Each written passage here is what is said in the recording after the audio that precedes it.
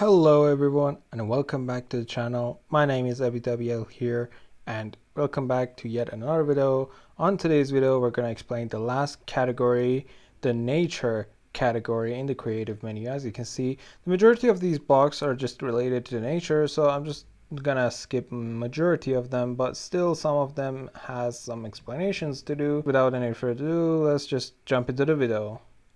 So as we go through the nature category, we see the first 8 blocks that I'm currently selecting are related to the nether, and they are foundable in the nether. The smooth basalt is something that you can smelt or you can collect by finding a geo.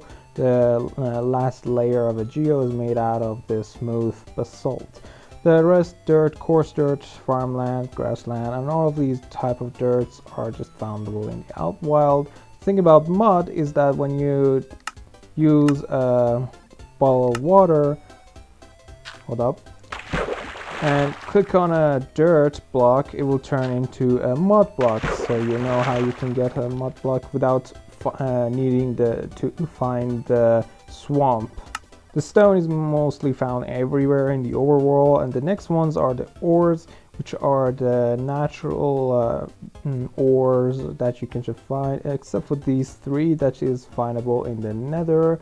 Ancient debris, for something that you should know about the ancient debris is that you can only find the ancient debris either in the roof of the nether, which is more rare, but in the bottom of the nether at Y level 12 or 11 you can find the ancient debris. As you can see here, I am at the Y10. You can see like my number is going from 10 to 13 right there. So as you can see, at this level you can find the ancient debris. I've done a lot of explosion to only discover 4 or 5 ancient debris, but you can get sometimes unlucky like me and get very few. Even with this massive hole, you'll get only 4 or 5, but sometimes you will get lucky and you will get multiple of them.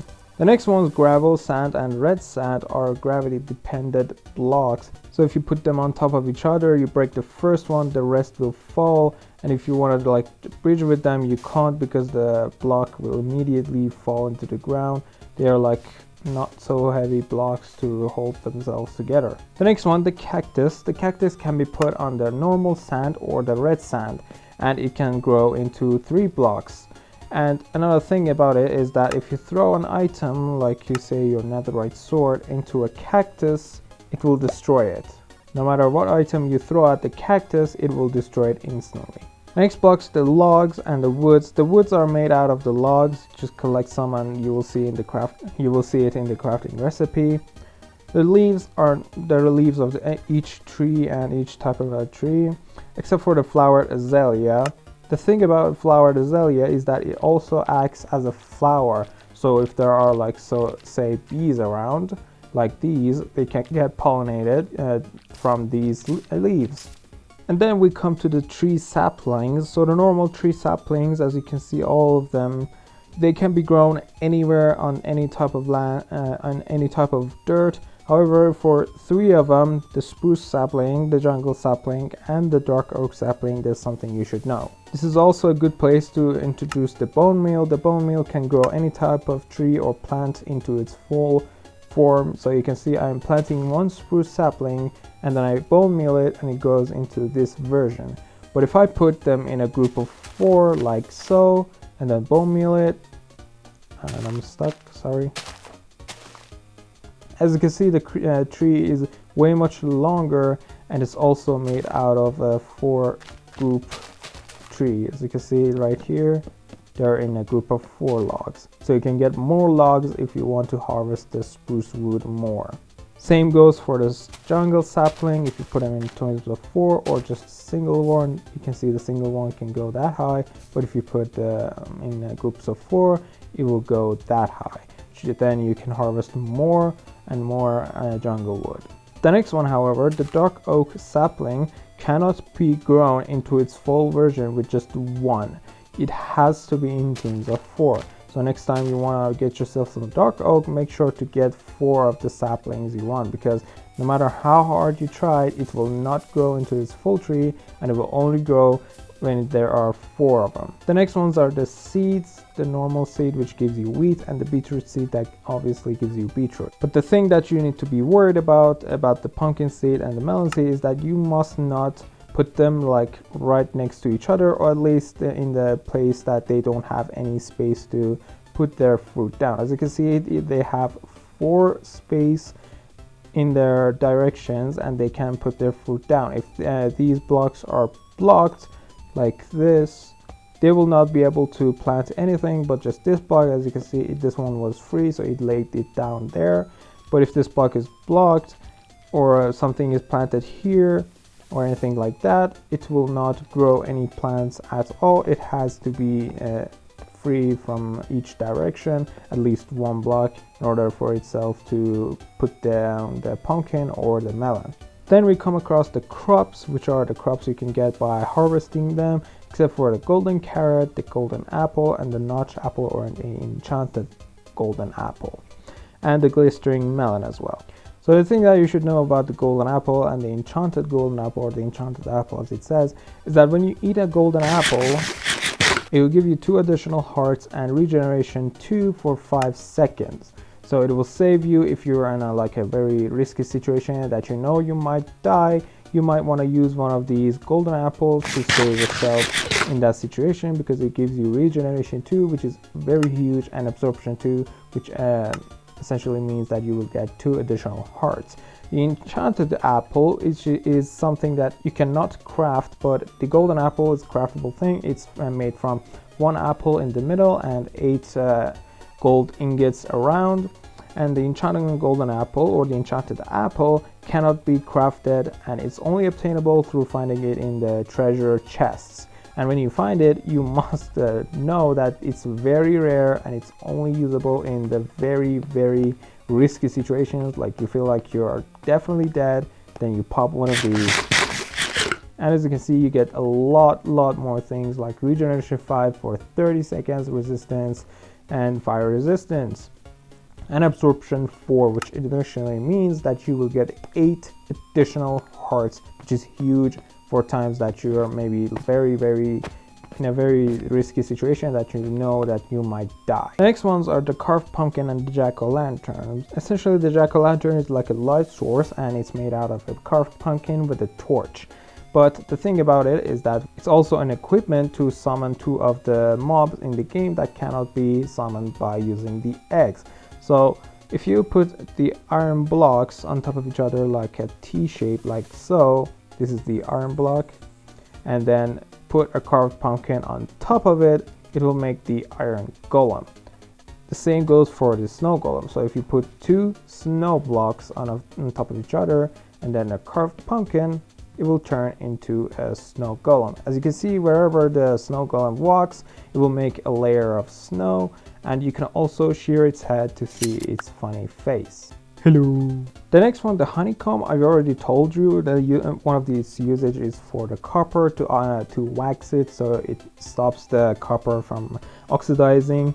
Next ones are the grass, which are found, which can be obtained except for the large fern and the large double tall grass. These 2 are only obtainable through villagers' chest. They cannot be picked up by shear or silk touch, and they are actually more rare than even golden apples, or maybe they're the same in chance. I don't know, you tell me in the comments section. Next ones are the corals, which are foundable in the warm ocean biomes. If you go to the ocean, you will see like areas that has like a lighter color of blue than the other parts of the ocean, and that's where you can find the corals as well as the coral blocks. And if you're wondering what the dead coral is, if a coral is outside the water and it's not connected to the water, it will die and turn gray. In the coral section, the last 2, the seagrass and the kelp. The thing about kelp is that you can grow it, and also if you put it on a falling water like this, it will turn the falling water into a full source of water. So say you want to make an elevator or something that you need a lot of water in, or you just want to fill an entire area with water, you just put water on the top and then kelp it from the bottom till the block that you want it to be. The next ones are the flowers. All of these flowers are obtainable. These two are from the nether. Except for the wither rose. The wither rose is only obtainable if a wither kills another mob. And the thing about wither rose is that when you stand in it, you will get wither for only a second or two. Yeah, you can see I am getting wither while I'm standing in it. Next ones are the dyes, which can be obtained or crafted through mixing multiple dyes with each other. Ink sac and glow ink sac. You've already seen the usage of glow ink sac. You use it on a sign and it will glow it. The cocoa beans are what you can craft the cookie with, and you can get the brown dye as well, and it's only plantable on a jungle log. You cannot plant it on any other type of log, and if you put it on the side of a jungle log like this, it will eventually grow into the full size. The lapis lazuli, you know that it's used for enchanting. The bone meal you've already seen. The vines can only be obtained through shears, but whipping vines and twisting vines can be also obtained with your just bare hands. Lily pads are mostly found in the swamps, and the dead bushes are found in the desert. The bamboos are found in the jungle biomes, and if you put it on the ground it will look like this, but eventually it will grow and it will go higher and higher. Next one, the snow is mostly found in the frozen ocean biomes or in the mountains. Next ones are the ice blocks, which is the normal ice, the packed ice, and the blue ice. So the thing about the normal ice is that it can be melted in the hot biomes like acacia biomes, and in the nether they will melt down. However, the packed ice and the blue ice cannot be melted down in the hot areas even if you put in those hot biomes. Next one is the top snow, which can be put on 8 layers until the full block. As you can see, you can make really good staircases with these top snows, as well as spawn proofing your area, because if there's a slab on top of a block it will prevent any mobs from spawning on it, and snow is also one of those blocks that can prevent the mobs from spawning. If it's not a full block, then mobs will not spawn there. Next one is the pointed dripstone and the dripstone block. So if you want to know how you can farm the pointed dripstone, all you gotta do is to put a pointed dripstone on below a dripstone block, and then put water on top of it, and then it will eventually grow. As you can see, it has already grown one. The pointed dripstone can be placed from the ground into the sky, or from the sky into the ground. And if you put a cauldron below the pointed dripstone and put water above it or lava above it, it will fill the cauldron with either the water, which is above it, and the lava, which again is above the pointed dripstone. Next ones are the moss blocks, with the normal moss block and the moss carpet. So the moss carpet can be used for hiding your light sources, like so. It's also very cool for decorating your lawn. And the thing about the moss block is that if there are stone around it, if you bone meal the moss block, it will turn all those stones into moss blocks as well. As you can see, it has turned all these stones into moss blocks. The rooted dirt or the hanging roots and the mangrove roots are all obtainable, and the muddy mangrove roots can be crafted by the mangrove roots and the mud block. Next one is the big drip leaf and the small drip leaf. The small drip leaf can be only obtained using a shear. The big drip leaf can be obtained through any type of tool or just your fist. And the thing about them is that if you stand on it, it will eventually fall down, and then you will fall with it as well. And then after a while, when its cooldown is over, it will go up again. It's a cool thing for parkour. If you want to make a parkour thing, you can make it out of these, because there's a limited time you can just stand on it. However, if you activate it with redstone, it will always stand however it is, and it will not fall down, and you will not fall down. The spore blossom is foundable in the lush caves. The azalea and the flowering azalea are what you can get the azalea tree. If you bone meal a flowered azalea or a normal azalea, it will turn into the azalea tree, as you can see right here. The next block, the glow lichen, you've probably seen the usage of it. It's a block that can give light source, and it's also what stops water from flowing. The next blocks are the amethyst blocks. So the normal amethyst block, the bodying amethyst, and the amethyst crust amethyst cluster, large amethyst bud, medium amethyst bud, and a small amethyst bud. So the amethyst budding, the budding amethyst is what has like little cracks on its side. These blocks cannot be obtained, and the only way you can obtain it is through creative mode. You cannot obtain it with a silk touch or any other type of tool, and they are the only block that can grow the amethyst clusters on. And as you can see, these are the different types of the amethyst clusters, and these are the amethyst blocks, which if you walk on it, it will make some sound, which is very good for your floors if you want to make like really good sounds in your base. The thing about the tinted glass is that if area is completely surrounded with tinted glass, you can see that inside there is completely dark. However, it's daytime, so the tinted glass can preserve any type of light source into the area of its influence. Next ones are the mushrooms, which you can grow. All of these types of mushrooms, you can grow them if there is enough darkness for a mushroom, so it can grow into its full version. However, if there's like daylights or like there's too much sun, it will not grow. So it needs some kind of darkness in order for itself to be grown into this full version. And about the two nether versions of mushrooms, the warped and the crimson fungus, they can only grow on the blocks that they relate to. You can see the red mushroom can only grow on the red dirt, nether dirt, and the blue one obviously only grows on the blue type.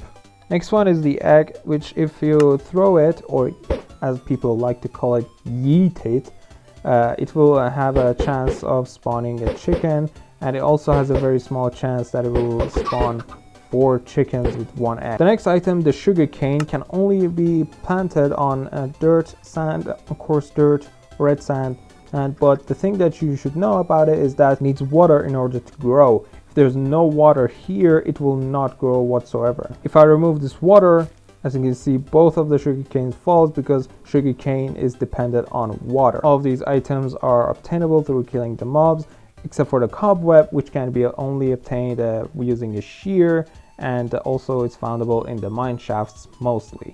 Next one is the monster spawner, which mostly is naturally generated in either dungeons or fortresses or other places. Essentially what it means is that it spawns what creature is held inside of it. So if I put a cow in it, as you can see, it starts spawning cows, because the thing that is spinning inside the monster spawner is a cow, so it will start spawning the limited amount of 7 mobs of this mobs that is inside of it. However, for the blaze spawner, it will spawn simultaneously without any limits. However, for the zombie, skeleton, or the spider spawner, it will only spawn 7 or 8, I believe. The next ones are the infested stones. So the infested stones are what are like morphed stone. So if you try to break this infested stone, as you can see, it will only turn into silver fish, which then will start to attack you. The next one is the dragon egg, which if you defeat the dragon for the first time, it will spawn on top of the end portal. And if you hit it once, you can see that it's it teleports to another place. And if you put a torch below it,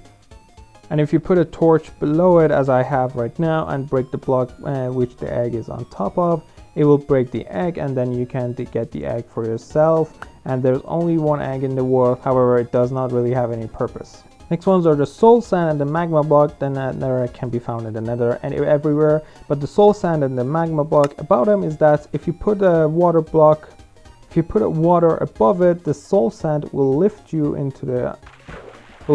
up, and the magma block will pull you down. So this is how you can make an elevator. If you put a soul sand, it will lift you into the surface of where the water is, and if you put a magma block, it will pull you down, and if you stand on it, you will take damage. However, I don't really recommend the magma block for an elevator. You can just put 1 water block at the bottom and just drop down on it.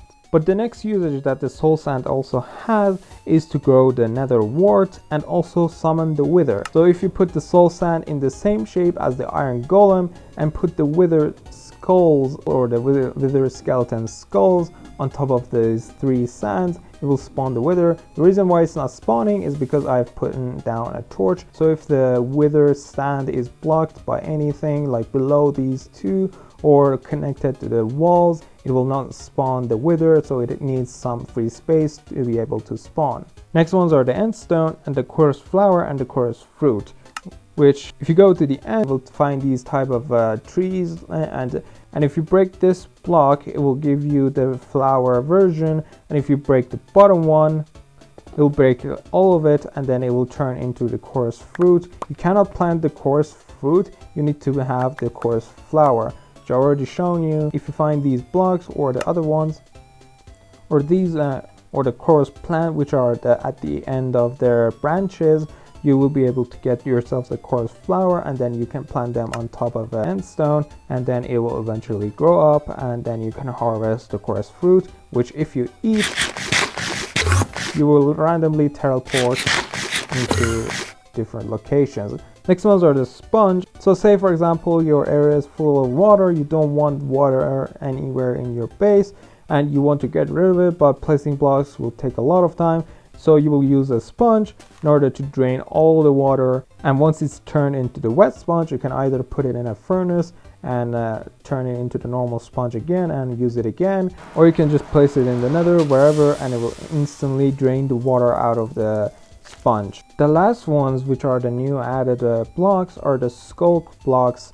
The normal skulk, the skulk veins, the skulk catalyst, the skulk shrieker, the skulk sensor. So the first one, which is the skulk, can be farmed using a hoe or with your just normal hands. If you break it, it will give you XP. However, with a hoe, it's way much faster. Same goes for the skulk catalyst. If you break it with a hoe, it will give you XP, as well as the shrieker and the skulk sensor. If you break them with your normal hand, they will give you all XP, except for the normals. Skulk veins, they won't give you anything. The thing about the skulk sensor is that they detect vibration. If you're walking, they can hear your walking, and they will send out a redstone signal, which then, as you can see, it can activate any redstone related item. You just walk, it will activate it instantly. And also, if you want to prevent it from hearing your voice, you can just put a wool in front of it, and it will no longer detect your footsteps. Placing wool also will not activate the skulk. Also, if you sneak and jump, it still won't activate the skulk sensor. So make sure to always sneak when you're around a skulk sensor, because of this block called the skulk shrieker. The skulk shrieker can summon the warden in the deep dark biomes and the ancient cities. If you just walk, the skulk sensor will give out the signal to the skulk shrieker. However, it's not spawning the warden right now. It's because it's not in an ancient city or a deep dark biome. If it's outside there, it will not summon the warden, but if it's in there, it will summon the warden in an instant. The skulk catalyst can turn XP into skulk blocks around it. So if an entity is killed near the skulk catalyst, it will turn that XP dropped by that entity into skulk blocks. As you can see right here, those creepers died and their XP turned into the skulk block and the skulk sensors. And that's gonna be the end of this video, so hope you enjoyed this video. I'm trying to get a skulk shrieker or something from this catalyst, but it's not really spawning it right now, but I'm guessing I'm gonna end the video here. I hope you enjoyed this video. I hope you enjoyed this explaining every single video Sega, I guess, because it has ended. Finally, I'm over with it. I will, however, post 3 more tutorial videos on the potions, the enchantments, and the other stuffs. However, you can just tune into the channel because soon I will upload survival stuffs. I hope you all enjoyed this video. I hope you all have a good day, and don't forget to subscribe, comment down below, and like the video as well. Goodbye.